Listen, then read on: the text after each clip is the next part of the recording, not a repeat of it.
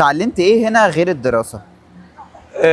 اتعلمت حاجات كتير اجتماعيا اكتر، سواء مع اصحابي، سواء مع علاقاتي مثلا مع الناس جوه الجامعه، مع الدكاتره كده.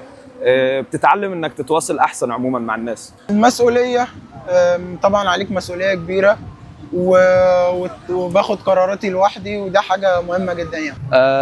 تعلمت الاعتماد على النفس، المسؤولية. احنا طبعا كلنا جايين، كلنا كنا قاعدين مع اهالينا، فما كناش حاسين بالمسؤولية الكبيرة، لكن هنا انت جاي لوحدك. انت مسؤول عن نفسك، مسؤول عن تصرفاتك، مسؤول عن خطواتك الجاية، فهتعتمد على نفسك وهتكون مسؤول يعني عنك وعن غيرك برضه. اتعلمت صراحة ثقافات تاني كثير، من الملاي للتشاينيز للانديانز كمان. حتى كثقافات عربية ثانية، أنا ما يعني أنا جاي من الكويت، يعني أنا ما كنت أشوف كثير ليبيين، عرفت كيف؟ فتعلمت كيف بيعيشوا حياتهم. بالنسبه لي انا اتعلمت العمل التطوعي. انا قبل كده زمان عمري ما دخلت في عمل تطوعي قبل كده.